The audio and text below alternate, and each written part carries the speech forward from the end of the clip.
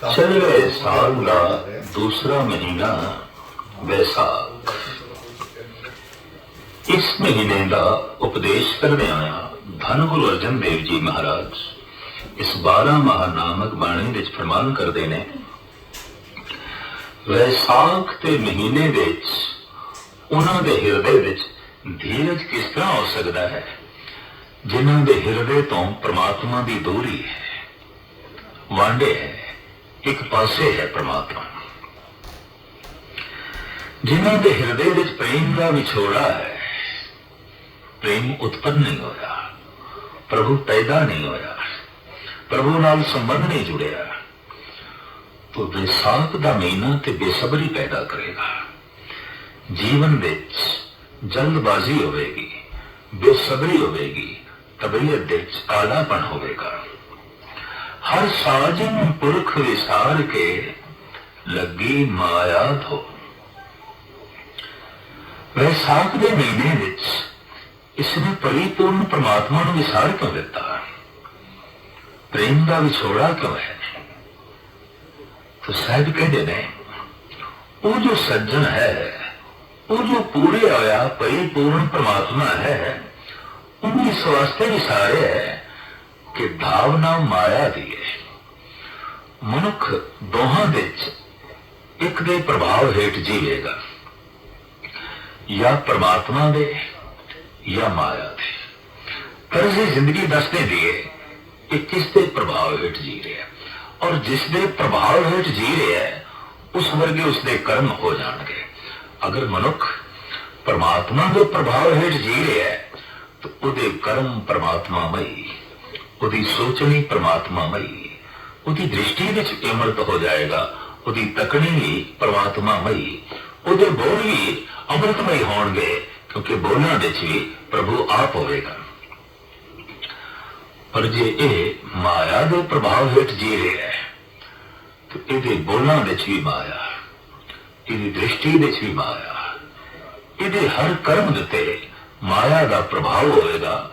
क्योंकि माया का अपना एक खास प्रभाव है, और बहुत सारी दुनिया इसी प्रभाव हेठ जी रही है।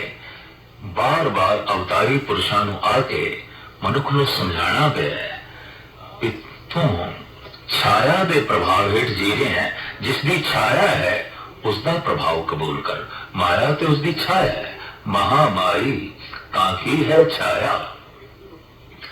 तो जो छाया के प्रभाव हेठ जीवे, तो जिसकी छाया है उसका प्रभाव ना कबूल करे, तो ये कोई सियाणप नहीं है, ये दानशमंदी नहीं है। पर इत्थे प्रश्न खड़ा होता है कि माया, ये संसार, ये पदार्थ जे वाकई परमात्मा की छाया है, तो छाया का इतना प्रभाव क्यों है? दरअसल तपया होया, भुखा ते प्यासा मनुख गर्मी का सताया होया, अगर दरख्त की छां थले आ गया है तो कुछ चैन मिलता है, कुछ सुख मिलता है। भावे भुख नहीं मिटती, भावे प्यास नहीं मिटती, पर तपस का थोड़ा जिहा दुख मिटे है। तो छाया का बस इतना ही प्रभाव है, माया का बस इतना ही प्रभाव है।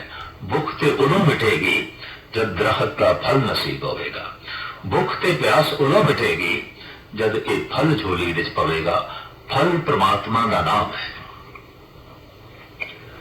ईश्वर का नाम ये फल है, और ये सारिया भुखा नू शांत कर देता है। साच नाम आधार मेरा, जिन भुखा सब गवाइया। सारिया ही भुखा मिट गईया, सारे दुख संताप नस गए, क्योंकि परमात्मा के नाम की ये बरकत है, ये उसकी महानता है। तो साहब फरमान तय करते हैं, जेडे माया के प्रभाव हेठ जी रहे ने, वो सज्जन को भुला देंदे ने। माया का फिर रूप की है? पुत्र कलित्र न संग धना, हर अविनाशी ओ। पुत्र उदों माया बन जाता है जब परमात्मा के विचकार दीवार बन जाए। स्त्री उदों माया बन जाती है जब मनुख के विचकार ते परमात्मा के विचकार दीवार की तरह खड़ी हो जाए। धन भी उदों माया है जब परमात्मा की याद विच ये दीवार की तरह खड़ा हो जाए, ਤੇ ਪ੍ਰਮਾਤਮਾ ਨੂੰ ਯਾਦ ਨਾ ਕਰਨ ਦੇਵੇ। ਹਰ ਉਹ ਰੰਗ ਰੂਪ ਮਾਇਆ ਹੈ ਜੋ परमात्मा तक जान ना दे, ਉਹਦੀ याद ਵਿੱਚ बाधा खड़ी करे। अगर पुत्र सहायक है, मददगार है परमात्मा की याद ਵਿੱਚ, तो पुत्र माया नहीं है। अगर स्त्री सहायक है, मददगार है, अमृत वेले उठने ਵਿੱਚ मदद कर रही है, बाणी पढ़न ਵਿੱਚ मदद कर रही है, प्रभु की याद ਵਿੱਚ सहायता दे रही है, तो स्त्री माया नहीं है, थी प्रभु की बख्शिश, इट इज दी रहमत। और धन भी जैसे जैसे घर विच वधदा जा रहा है, हृदय विच धर्म वधदा जाए, परमात्मा की याद वधदी जाए, और धन करके दान दियां वृत्तियां भी वधदियां जान, तो ये धन माया नहीं है, ये तो सहायक हो गया, ये तो मददगार हो गया। तो माया कईयां दी दासी है, कईयां दी मालकन है। गुरबाणी विच इस तरह के दो रूप बयान किए गए ने। माया दासी भगतां की कार कमावे। ये भगतां दी दासी है, लेकिन संसारियां दी ते मालकन है। संसारियां दे आम जो इसके प्रभाव हेठ जीवते ने, माया उन्होंने दे सिर ते बैठती है, ते जो परमात्मा के प्रभाव हेठ जीवते ने, माया उन्होंने दे कदमां दे थल्ले होती है। जिसके कदमां के थल्ले माया है, गल स्पष्ट हो गई कि परमात्मा के प्रभाव हेठ जी रहे है, इसके मस्तक ते परमात्मा का ज्ञान है, उसका हाथ है। और जिस सिर के उत्ते माया आन बैठी है, तो एक गल स्पष्ट हो गई, इसकी जिंदगी विच परमात्मा नरारद है।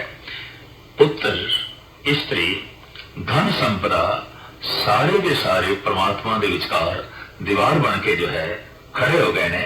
साहब कहने सारे के सारे तेरी अखां दे सामने ओजन होने वाले ने। इन्हां दे चों बारी बारी संबंध दे टुटदे हां, देर नहीं लगती। अविनाशी ते केवल एक परिपूर्ण परमात्मा है। पलच पलच सविलीन हुई झूठे धंधे मोह। माया दे धंधियां दे खज्जल खुआर होके आखिर एक दिन रूहानी मौत हो जाती है, और नाले शरीरक मौत हो जाती है। इस तरह खज्जल खुआर होके अपना जीवन व्यर्थ गवा छड़ता है। एक हर के नाम बिन अगे लईए खोज।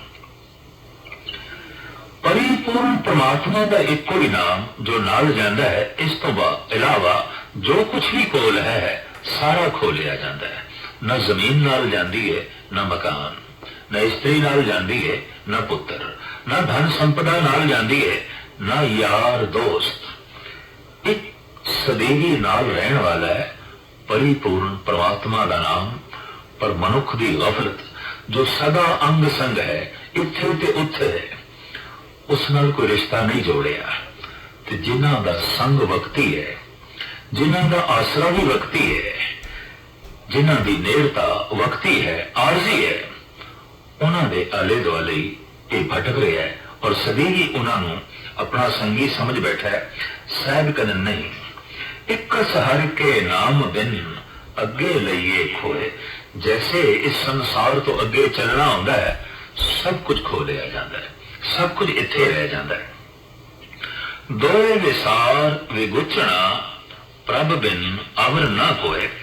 परमात्मा नूं विसार के आखिर विगुचना ख्वार ही होना होता है, प्रभ बिन अवर ना कोए। और इस ख्वारी नो परमात्मा तो बिना होर कोई नहीं मिटा सकता। इस दुख नो, एक संताप नो, एक परिपूर्ण परमात्मा तो इलावा कोई नहीं दूर कर सकता। इस वास्ते धन गुरु अर्जन देव जी महाराज उपदेश करते हैं, फरमान करते हैं, प्रीतम चरणी जो लगे तिनकी निर्मल सोए। वैसाख के महीने विच जो परमात्मा के चरणी लगते हैं, उन्हां दी शोभा अति निर्मल होती है, उन्हां दी वडियाई अति निर्मल होती है। नानक की प्रभ बेनती प्रभ मिलो परापत होए। धन गुरु अर्जन देव जी महाराज दसते ने, विसाख के महीने विच इंज जोदड़ी करया कर, नानक की प्रभ बेनती प्रभ मिलो परापत होए। हे परिपूर्ण परमात्मा, तेरे चरण कमलों विनय है, प्रार्थना है, तू मिल, तू नेड़े आ। तेरा मिलना सुखदाई है, आनंदमयी है।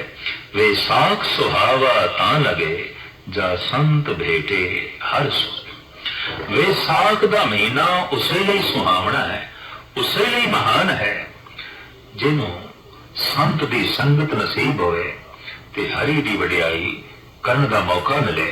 समझ लो वैसाख दा महीना सुहावना हो गया, फली बहुत हो गया, आनंदमयी हो गया। हुण इसे महीने के संबंध विच जो कुछ धन गुरु नानक देव जी महाराज फरमान करते ने, आप सरवण करो। वैसाख भला साखा वेश करे, धन देखे हर द्वार आओ दया करे। घर आओ प्यारे दुत्तर तारे, तुद बिन अड न मोलो। कीमत कौन करे तुद भावा, देख दिखावे ढोलो। दूर न जाना अंतर माना, हर का महल पछाना। नानक वैसा की प्रभ पावे, सुरत सबद मन माना। पहले पातशाह प्रकृति की रूपरेखा वैसाख के महीने की इंज फरमान करते ने, वैसाख भला साखा वेश करे। वैसाख का महीना अत्यंत भला है। दरख्तां विच नवीं कौंपलां फुटदियां ने। पतझड़ की रुत तो बाद शाखां नवीं कोपलां नूं जन्म देंदियां ने। वैसाख का महीना वाकई उस मनुख लई महान है जिस दे अंदर कोई नवीं जीवन दीयां कोपलां फुटन, कोई नवे ख्याल, कोई नवी तर्ज जिंदगी, कोई नवा उमंग, कोई नवी तरंग, कोई नवा राग, कोई नवा रूप इस दे अंदर उत्पन्न होवे, जिहड़ा इसने अज तक कभी वेख्या ना होवे, सुनिया ना होवे, रंग माणिया ना होवे। इस तरह किधरे दुनिया दियां, इस तरह के रस दियां, इस तरह के संसार दियां जे किधरे इस दे अंदर कौंपलां फुटन, तो महाराज कहते वैसाख का महीना सुहावना है, भला है।